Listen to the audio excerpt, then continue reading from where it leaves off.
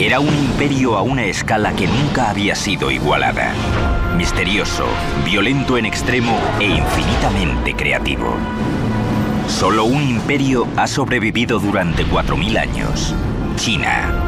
Emperadores todopoderosos movilizaron inmensos ejércitos de campesinos para crear proezas de ingeniería sin paralelo en la historia humana.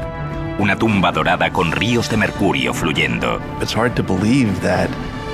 Es difícil creer que algo así pueda ser solo producto del trabajo humano. El canal más largo del mundo. Una flota naval más poderosa que ninguna otra que haya surcado los mares. Pero nada puede compararse con el monumento que cambiaría la faz de la Tierra, la Gran Muralla de China. Esta es la mayor gestión de un proyecto en la historia. Y sin embargo, dinastía tras dinastía, consumidas por la vanidad y la avaricia, serían derribadas del poder cuando el pueblo se levantó y la opresión se convirtió en destrucción.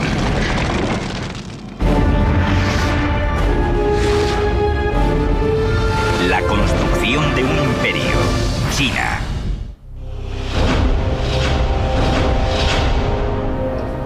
En el amanecer de la civilización, los chinos estaban ahí. Y aún siguen aquí. Hola, soy Peter Weller. Cuando los egipcios construían sus pirámides, los chinos ya tenían suntuosos palacios para sus reyes. Cuando Roma planificaba su altísimo acueducto que bañaría a sus ciudadanos y apagaría su sed, los chinos estaban desviando un río entero a través de una montaña, antes de la pólvora, y construyendo una presa que irrigaría miles y miles de hectáreas de tierra y provocaría una explosión demográfica como el mundo no había visto jamás. Hace 4000 años, la civilización china creció y se expandió a lo largo de una vasta área. Un tercio mayor que Estados Unidos. Pero durante siglos, en China reinó la confusión. Distintos reinos luchaban por el poder y el control. Los conflictos y los combates devastaban la tierra.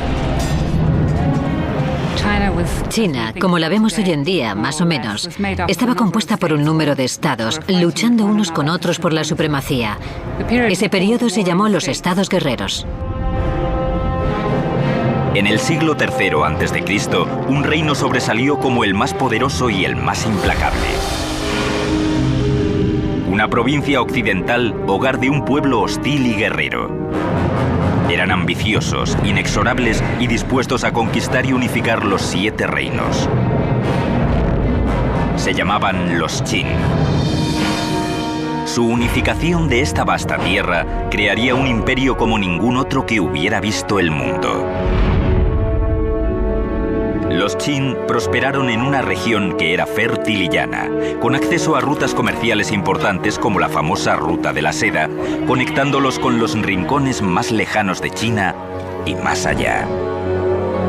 Con el tiempo, los Qin desarrollaron 2 ventajas militares críticas sobre los otros reinos. De sus vecinos nómadas y bárbaros, los Qin dominaron la equitación. Al mismo tiempo, también cambiaron su estrategia para hacer la guerra. Hasta ahora, las guerras las libraban pequeños pelotones de nobles conduciendo carros. Pero el reciente descubrimiento de nuevas tecnologías para fraguar metales llevaron a la producción en masa de armas y al nacimiento de un nuevo tipo de guerrero, el soldado de infantería. Fue un tiempo en que el uso del hierro se extendió, por lo que al mismo tiempo entraron los ejércitos de infantería que tendieron a ser mucho mayores, por lo que fue posible fabricar más armas. Con esta innovación táctica, los Qin lanzaron una ofensiva para conquistar toda China. Al ir cayendo un reino tras otro, los Qin se enfrentaron a un nuevo desafío: cómo producir con rapidez suficiente alimento para aprovisionar a su ejército ahora masivo. Esa responsabilidad recayó en un hombre. Se llamaba Li Ping, un oficial Qin que era uno de los mejores ingenieros hidráulicos de todos los tiempos. Bajo su dirección, los obreros chinos construyeron una obra maestra de la ingeniería. Durante siglos, el río Min había atormentado al pueblo chino, causando sequías en invierno e inundaciones en verano. Ahora Li Bing estaba decidido a aprovechar las violentas aguas. El centro de su plan era un dique que crearía una vía fluvial completamente nueva. Un canal para controlar el flujo y también para proveer un suministro de agua para la producción de alimentos que necesitaban con desesperación. Pero Bi Ling tenía un enorme problema. El monte Qian estaba directamente en el camino de su canal de irrigación. No podía mover la montaña, por lo que decidió excavar un camino para su nueva vía fluvial a través de ella.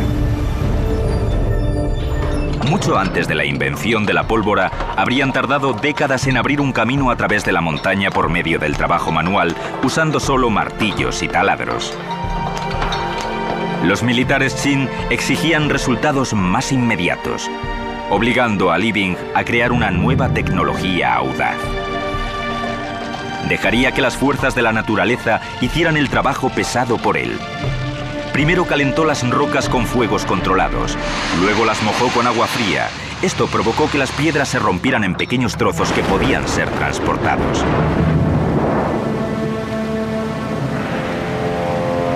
Ocho años después de empezar, Li Bing había abierto un canal de irrigación a través de la montaña.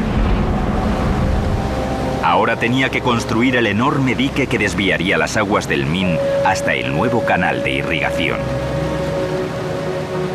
Llevaron al lugar miles de trabajadores que trabajaron con nada más que músculos y escoplos excavando la tierra. Y es algo extraordinario que Li Bing pudiera diseñar un dique que regulara las violentas aguas del Min según la estación. En verano se podía desviar más agua al canal de irrigación para prevenir las inundaciones a lo largo del río. En invierno, las proporciones se invertían, dirigiendo más agua hacia el río para evitar la sequía. Al irrigar una vasta extensión del territorio Qin, el dique de Li Bing provocó una explosión demográfica masiva. Y los militares tuvieron una nueva base para lanzar ataques en el territorio enemigo. El estado de Qin se estaba convirtiendo en una fuente de energía. Utilizaron la riqueza creada por la agricultura y la fuerza creada por los militares para unir toda China. En el 247 a.C., esa tarea recayó en el nuevo emperador de los Qin, un niño de 13 años llamado Jin Cheng. El joven gobernante asumió el poder con su madre actuando como reina viuda. Pero Jin Cheng subió al poder en un palacio lleno de enemigos conspirando ya para matarle. Los cuchillos estaban siendo afilados. En lo alto de la lista de aquellos que le querían muerto estaba su propia madre, quien ahora tenía un amante y dos nuevos hijos que quería en el trono. A la edad de 22 años, Jin Cheng descubrió su intriga para hacerle asesinar. Desterró a su madre e hizo matar a sus dos hermanastros y al amante de ella. Su autoridad ahora era absoluta. Con el trono asegurado, Jin Cheng envió a sus ejércitos a acabar el trabajo de unificar toda China. Solo un reino se interpuso en su camino. Los llamaban los Chu. En el 238 a.C., los Qin lanzaron una guerra a fondo contra los Chu en un conflicto que duró obstinadamente 15 años.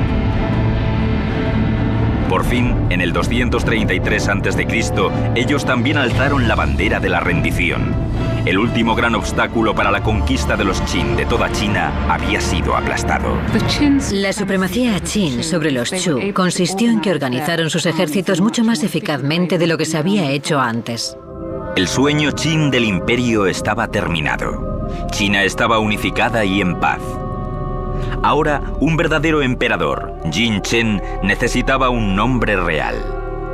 Llegaría a ser conocido en toda China y en todo el mundo simplemente como Shi Huangdi, el primer emperador. Shi Huangdi proclamó que su dinastía duraría 10.000 generaciones. Fue durante su reinado cuando China se embarcó en la construcción del proyecto quizá más espectacular de todos los tiempos. Una muralla como ninguna otra había sido vista en el mundo. Pero los Qin pagarían un alto precio por las grandes ambiciones de su emperador, con la ira de líderes implacables y con la sangre de su propio pueblo. 220 a.C., el primer emperador de China, el triunfante Shi Huangdi, parte a inspeccionar su nuevo imperio. Por primera vez en la historia, China estaba unificada y segura. Y tenía intención de mantenerla así con el proyecto de ingeniería más ambicioso concebido jamás: la Gran Muralla de China. La Gran Muralla es una conexión de murallas que ya existían anteriormente. Un número de estados en el norte de China habían construido murallas en parte para defenderse unos de otros, pero sobre todo para defender su frontera norte. Sigue siendo hasta la actualidad, sin superar por la ingeniería moderna, una sola barrera inexpugnable que aísla el vasto imperio chino del mundo exterior a lo largo de una frontera que se extiende miles de kilómetros. Esto es Chongchong. En mandarín significa Gran Muralla y créanme, cubre más territorio que la anchura de Estados Unidos continental. E incluidos todos los ramales que no van a ninguna parte, tienen 9.000 kilómetros y eso es muy largo. Shi Huangdi, el primer emperador de China, empezó a construirla hace 2000 años y se trabajó en ella hasta el siglo XVII. Pero la muralla original no era como esta. Era más parecida a un muro de ladrillos y adobe, pero presentaba un interesante desafío a la ingeniería de todos modos, porque tenía que ir desde el mar en el este hasta el desierto de Gobi en el oeste, para mantener fuera a los nómadas del norte, como los mongoles, y al pueblo chino dentro. Se necesitó la audacia de los emperadores para soñar a lo grande, pero también el implacable impulso de los trabajadores chinos para construir a lo grande, pero todo tuvo un precio. Su capacidad para resistir privaciones era inimaginable. Hombres, mujeres y niños trabajaron con sus manos en esta muralla y si se quejaban o intentaban escapar, los mataban. Las enfermedades eran constantes, las lesiones un lugar común.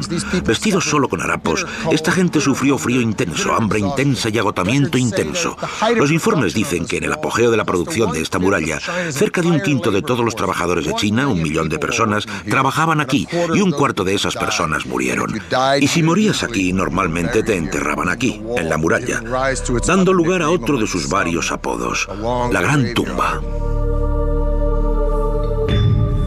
Millones de brazos, piernas y espaldas se rompieron construyendo esta muralla. Hay poesía muy conmovedora, sobre todo escrita por esposas y madres, sobre jóvenes muchachos que se iban a trabajar al proyecto de la Gran Muralla, sin comida, morían en el frío invierno y nunca regresaban a casa. Pero la fuerza bruta no sería suficiente. Diferentes regiones tenían terrenos muy distintos y materiales de construcción variables a mano. Siempre que era posible, los ingenieros añadían a la construcción los muros ya existentes, pero la mayoría se construyó de la nada. Crearon un sistema brillante utilizando un material que tenían en abundancia. El método de la tierra apisonada es en lo que en China se llama un hangtu y consiste en construir un armazón de madera para encerrar el muro y empiezas desde abajo, digamos, con 2 tablas paralelas y luego echas gravilla y palos y barro y utilizas el extremo de un tronco para golpearlo hasta que está muy compacto y luego echas otra capa y sigues el mismo proceso y después colocas algunas tablas en la parte externa para mantenerlo en su sitio y sigues el proceso y sigues subiendo hasta que alcanzas la altura que quieres. Cuando estaba seco, se sacaba el armazón dejando un bloque sólido de tierra apisonada reforzado por las cañas de pita como las barras de acero que refuerzan el cemento moderno. El lado meridional, de cara a China, estaba defendido por un simple parapeto, mientras que el lado norte, de cara a los bárbaros, estaba almenado. Había una torre de guardia cada 700 o 1000 metros. Un camino pavimentado a lo largo de la cima de la muralla para las tropas e incluso los carros, haciendo de ella una eficaz ruta de comunicaciones, sobre todo para los soldados estacionados en cada torre. Pero como obra de ingeniería militar, la muralla solo tuvo éxito en parte. Una muralla existe para que la defiendan, pero a largo plazo la muralla no era muy defendible. Los nómadas podían atravesarla y rodearla o entrar por medio de sobornos. Pero la Gran Muralla no se diseñó solo para mantener fuera a los bárbaros. También era una línea divisoria simbólica encerrando dentro a los chinos. La Gran Muralla, en cierto sentido, es una marca cultural tanto como una fortificación militar. Es un modo de decir, los chinos a los nómadas, vosotros quedaos ahí fuera, criad caballos y ovejas y nosotros nos quedaremos dentro plantando cereales. En el 210 a.C., la Gran Muralla se había extendido más de 5.000 kilómetros, dejando una marca indeleble en el accidentado terreno de China. Pero el resentimiento se estaba convirtiendo en furia contra Shi Huangdi.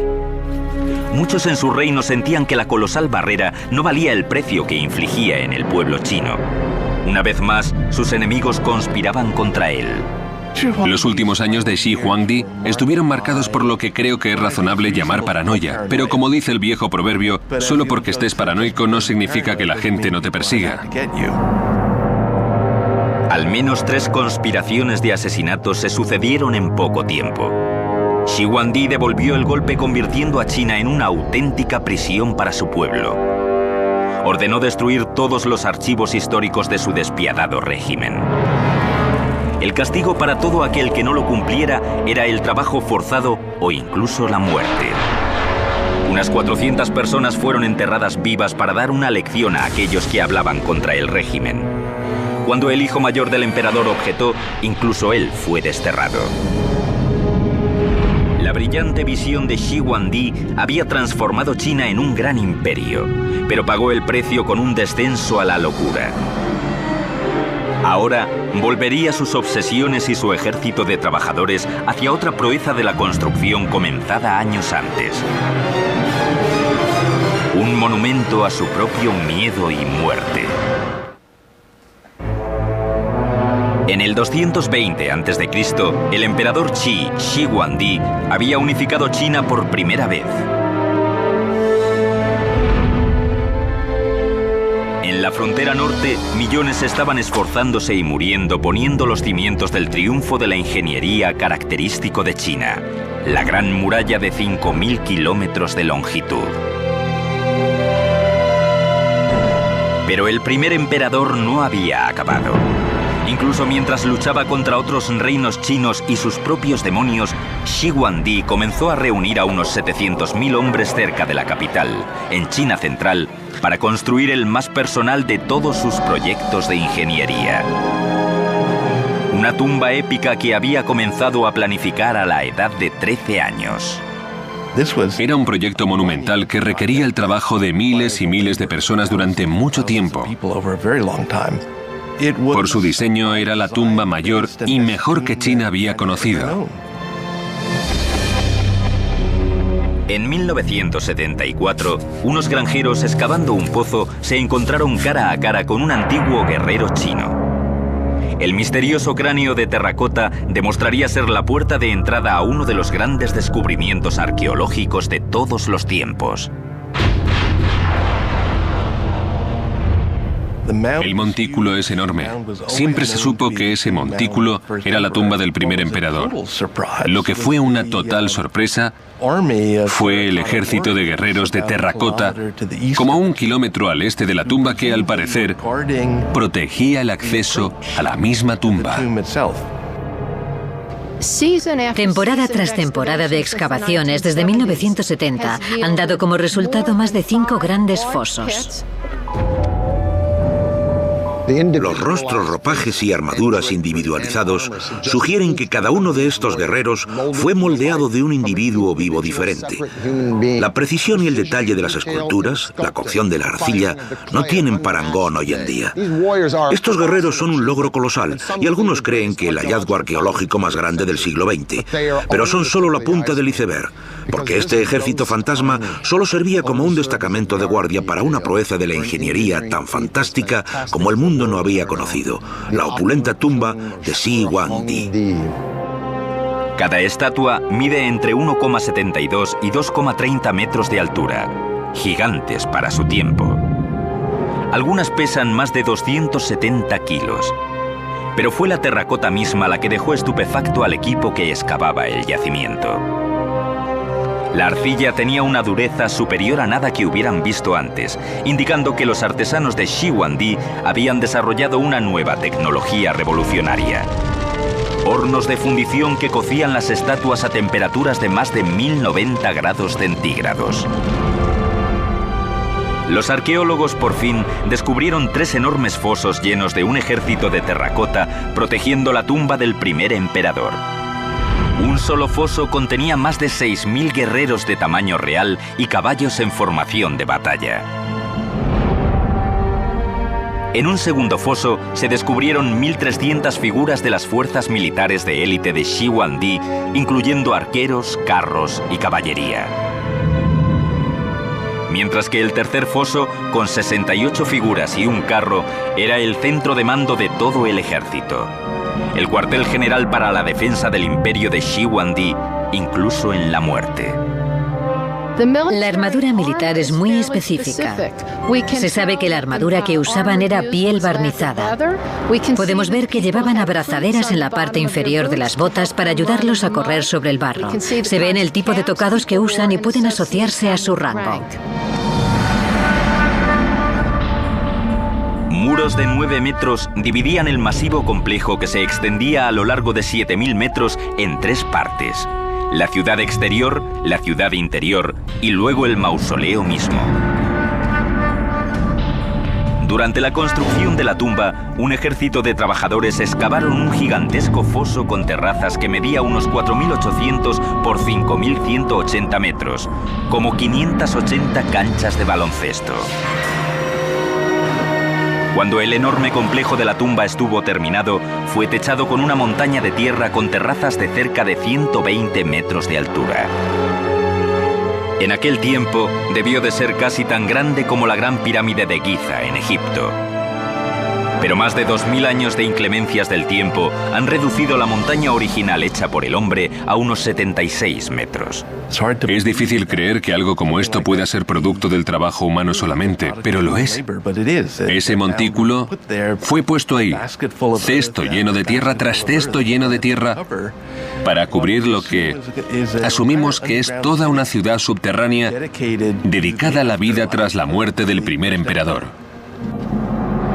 La tumba de Shi Huangdi es definitivamente la expresión de un hombre que quería que su imperio superara cualquier cosa que el mundo hubiera conocido. El techo se dice que es un cielo nocturno tachonado de constelaciones hechas de perlas. El suelo una completa recreación de su imperio en miniatura, pabellones y pagodas cerca de un río de mercurio fluido.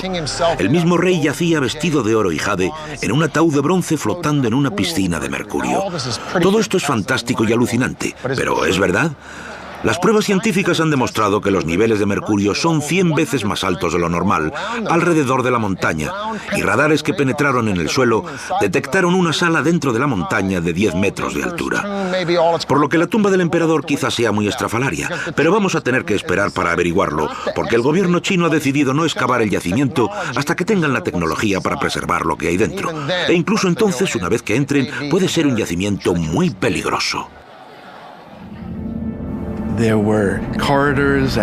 Había corredores y puertas trampa y trampas explosivas que se diseñaban para impedir el robo de tumbas.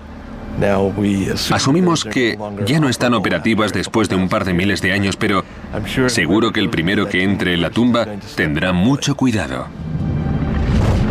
Shi Huangdi se había jactado de que la dinastía Qin duraría 10.000 generaciones. Pero solo 3 años después de su misteriosa muerte, el vasto imperio se hundió. El primer emperador pagó un precio enorme por su épico proyecto de ingeniería. La gran muralla y la magnífica tumba arruinaron el país y al final rompieron las espaldas de los campesinos chinos. Empujado hasta el límite, el pueblo se rebeló y China se precipitó en el caos. Shi Huangdi, el primer emperador de una China unida, ha muerto. Pocos lo lamentan.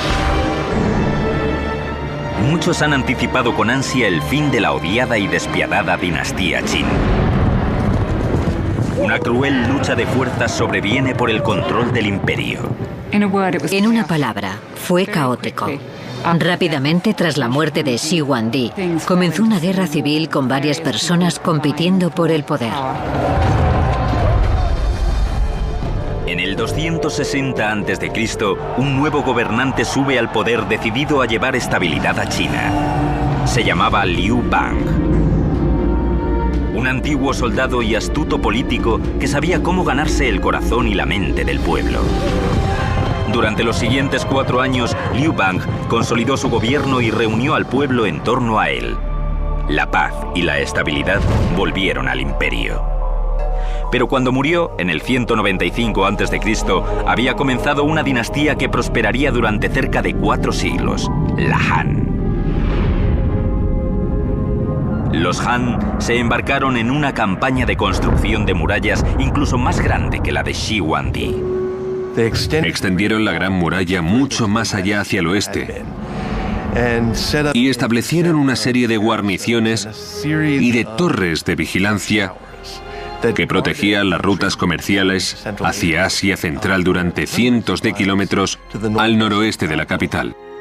Los Han construyeron sus fortalezas a intervalos más cercanos que las dinastías anteriores, una cada 5 kilómetros.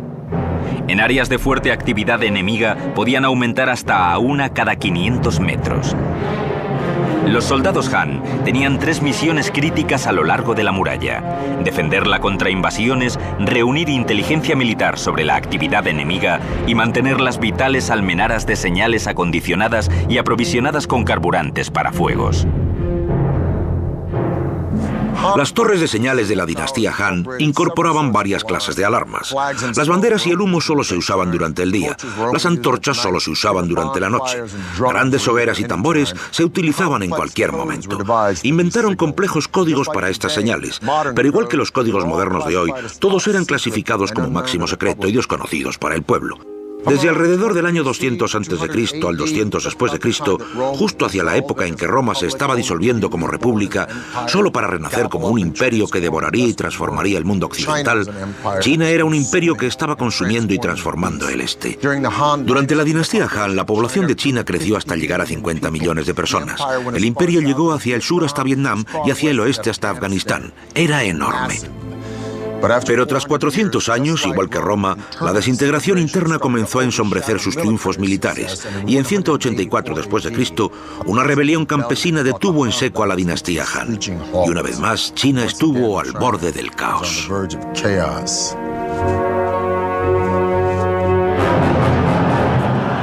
Durante 3 siglos, la guerra, la traición y la muerte gobernaron en China.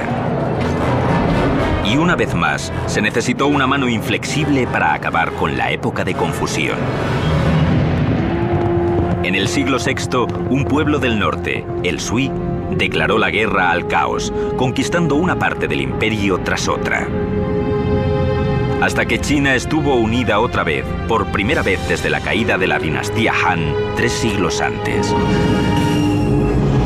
El emperador Zhang Di construiría el imperio Sui sobre la base de cerca de 1000 años de dinastías que llegaron antes.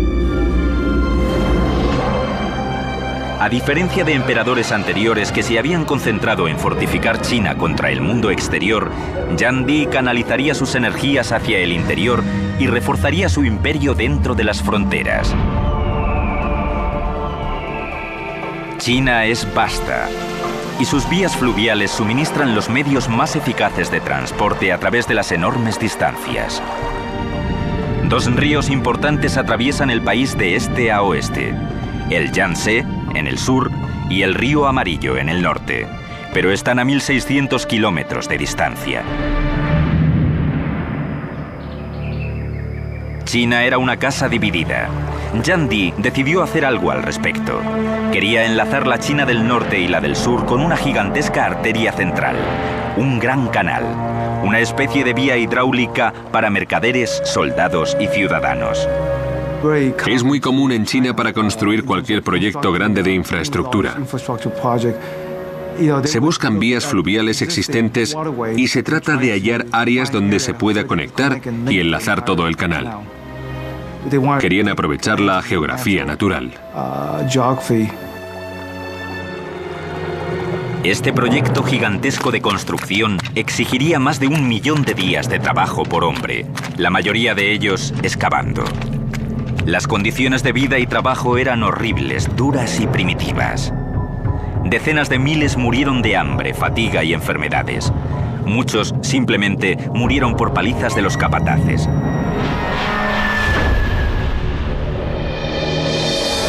Se necesitaron más de 24 esclusas para crear una red masiva de canales.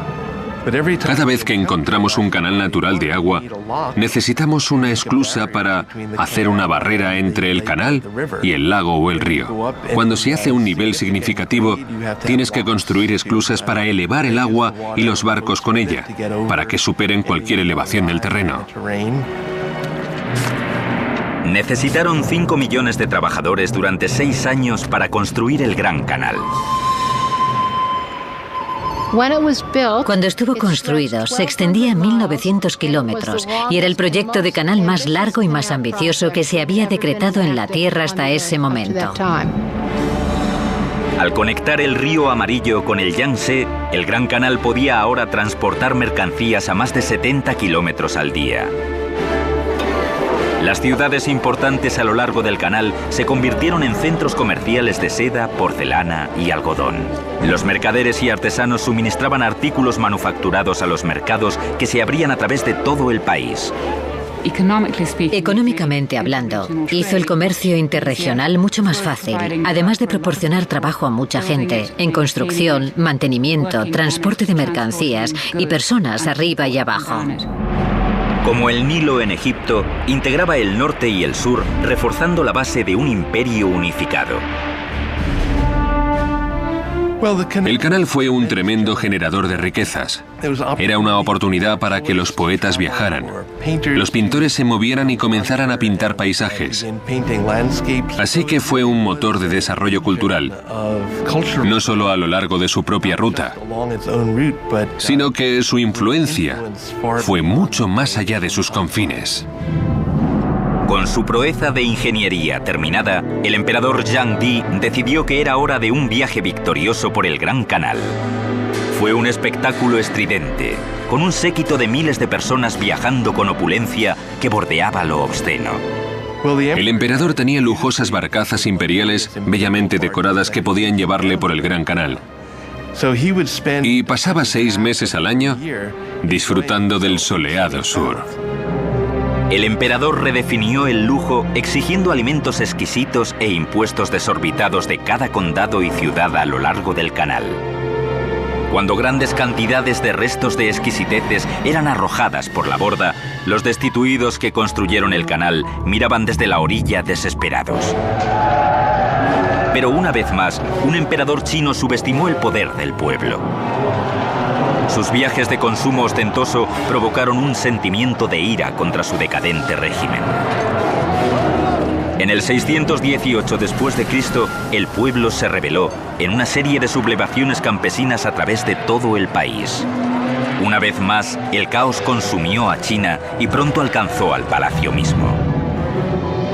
El emperador Zhang Di fue asesinado por sus propios generales y la dinastía Sui tuvo un abrupto final. Pero con el imperio unido de nuevo, el escenario estaba preparado para la Edad de Oro de China. Y por primera vez, los ingenieros de China extenderían el alcance del imperio alrededor del mundo. Hace 6 siglos, una increíble armada de naves chinas cruzaba el mar de China antes de aventurarse hacia el oeste, a Ceilán, Arabia y África Oriental. Era una flota como ninguna otra que hubiera cruzado los mares. Juncos gigantes de 9 mástiles escoltados por decenas de naves de suministro, botes patrulla y transporte para los caballos de la caballería. La tripulación era en total de 27.000 marineros y soldados. Esta era la famosa armada de la poderosa dinastía Ming.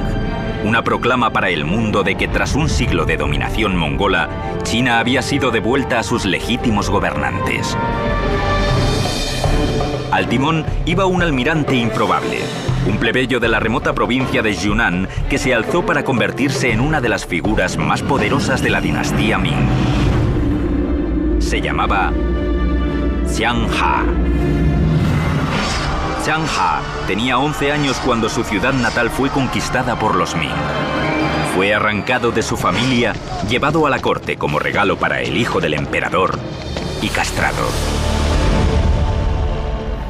Los eunucos aparecen a menudo en la historia china y la razón por la que conseguían poder era porque tenían un acceso mucho mayor al emperador y a las mujeres imperiales, porque no constituían una amenaza. Zhang Ha pronto ascendió en rango hasta llegar a ser teniente general del emperador mismo. Juntos trazaron un plan audaz para conquistar los mares. Zhang Ha fue elegido para dirigir una extraordinaria flota de naves. Fue un desafío de la ingeniería como ningún otro que una dinastía china hubiera intentado jamás. Era una persona que definitivamente quería dejar una huella personal en el mundo. Pidió 337 naves de alta mar. 188 naves de transporte de fondo plano adicionales se reconvirtieron para navegar por el océano. Solo para reunir los materiales de construcción, conseguir los artesanos, los diseñadores y todo el resto, y luego construir una flota de 300 naves es extraordinario. La flota británica en el tiempo de Napoleón tenía un límite máximo de unas 100 naves completas en tiempos de guerra. Un ejército de 30.000 carpinteros, fabricantes de velas y obreros vivían en los astilleros trabajando día y noche en la magnífica flota de Zhang Ha. En el centro de este enorme astillero, 7 diques secos de 450 metros se separaron del río Yangtze por presas de 75 metros de altura. Una vez que las naves estuvieron terminadas, las presas se abrieron inundando los diques secos. La nave insignia de la flota era una nave espectacular de 9 mástiles que medía 134 metros de eslora, casi una vez y media la longitud de un campo de fútbol, convirtiéndola en la nave de madera más grande construida nunca. Diseñada para la estabilidad, tenía un fondo plano lleno de pesado lastre de piedras y un innovador gobernalle exterior que podía levantarse para reducir la altura sobre la línea del mar en aguas superficiales. Compartimentos estancos impermeables inspirados en la forma divisoria de las cañas de bambú guardaban agua potable y provisiones y mantenían la nave a flote si el casco se rompía. La segunda cubierta tenía alojamientos para la tripulación. La cocina, el comedor de oficiales y la sala de operaciones estaban en la tercera, mientras que la cuarta cubierta se utilizaba como plataforma para la lucha. Completamente aparejada, la nave insignia tenía 9 asombrosos mástiles y 12 velas cuadradas de seda roja ondeando hacia el cielo. Otras naves estaban armadas con 24 cañones de bronce capaces de disparar a más de 270 metros. Sus popas y proas tenían reforzados perfiles altos para golpear a naves más pequeñas. Algunas naves transportaban caballos o transportaban tropas. Otras eran tanques de agua fresca cargadas de provisiones para más de 28.000 hombres. Estamos hablando de una flota muy grande. Tenía tantos marineros y soldados como la Armada Española en 1588. Tenía 2 veces su número de barcos. En 1405, el comandante eunuco Zhang Ha zarpó rumbo al mundo. Zhang Ha no era un explorador. Lo que Zhang Ha estaba haciendo era lo que llamaríamos en la terminología moderna proyección de poder. Durante sus 28 años de carrera naval, el almirante Zhang Ha visitó 37 países, viajó alrededor de la punta de África hasta el Océano Atlántico y dirigió una sola flota cuyo número superaba las flotas de toda Europa juntas. Los viajes de Zhang Ha establecieron a China como una superpotencia en los océanos del mundo. Pero en 1433, la era de la exploración china llegó a un abrupto final. Zhang Ha murió de pronto durante una parada en India, y la flota fue llamada de vuelta a China. Un nuevo emperador estaba en el trono. Con una orden asombrosa, cambiaría el curso de la historia de China. A pesar del total dominio de China como potencia naval, la magnífica flota de Zhang Ha fue convertida en cenizas. Este sería uno de los grandes puntos críticos en la historia de China. China estaba lista para hacerse con el control de los mares y colonizar el mundo años antes que los portugueses, españoles, holandeses y británicos. Bajo el nuevo emperador, todas las naves de alta mar fueron destruidas. Incluso los informes de las expediciones de Zhang Ha fueron quemados. La era de la exploración de China había terminado. La puerta abierta se cerró de un portazo. Las naves habían desaparecido y la promesa de poder y conquista internacional había muerto. La razón para esa decisión del emperador sigue siendo un misterio hasta la fecha. 1449. 16 años después de que el imperio se volviera hacia adentro otra vez, el enemigo de siglos de China regresó. Las fuerzas mongolas lanzaron un ataque masivo. Como grandes dinastías antes que ellos, los Ming volvieron a la muralla para protegerse. El resultado sería la hazaña más monumental de todo el imperio chino. Una compleja reestructuración de la Gran Muralla que la convirtió en la estructura colosal que conocemos hoy. Los muros anteriores se habían hecho sobre todo de tierra apisonada. Los muros Ming se construyeron con ladrillo y piedra. Eran mucho más sólidos y esos son los que aún podemos ver en parte en la actualidad. Un mortero tosco de arroz pegajoso y lima quemada creaba un sello entre los ladrillos que rivalizaba en fuerza con el cemento moderno.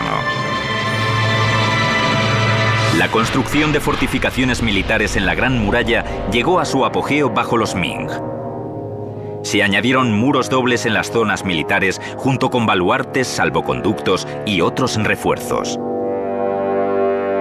Torres de vigilancia de varias formas y tamaños servían como refugios o sencillamente como puestos de señales a lo largo de la muralla.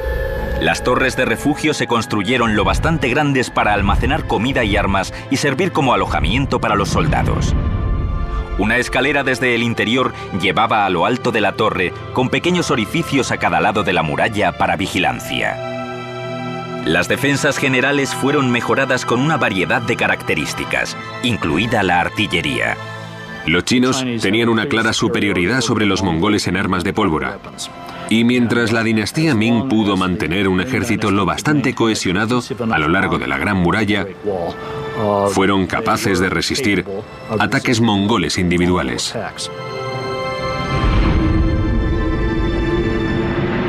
A finales de la dinastía Ming, más de 9.000 kilómetros de muralla, incluidas sus muchas vueltas y digresiones, se extendían a lo largo del norte de China. Durante un siglo y medio, la muralla se mantuvo firme. Pero en 1600, la dinastía tras ella se derrumbaba. Y una tribu extranjera conocida como los Manchú estaba reuniendo fuerzas en la frontera norte de China. El 26 de mayo de 1644, Beijing por fin cayó ante las fuerzas manchúes. Los chinos tardarían más de 250 años en derrocar a los invasores del norte. Pero cuando lo hicieron, emergió un nuevo reino chino como ninguno anterior: la China comunista. Nada simboliza más el poder duradero y la imaginación de los chinos que la Gran Muralla. De todas las civilizaciones que han alcanzado la gloriosa cima del imperio, solo una ha evitado el inevitable olvido que sigue. Los emperadores van y vienen, pero durante miles y miles de años, la dedicación, visión, resistencia y brillantez de este pueblo extraordinario han empujado a su civilización a triunfar una y otra vez, cuando otras sencillamente se han transformado o disuelto o desaparecido. En el amanecer de la civilización, los chinos estaban ahí y aún siguen aquí y todavía no han terminado. Soy Peter Weller para el canal de Historia.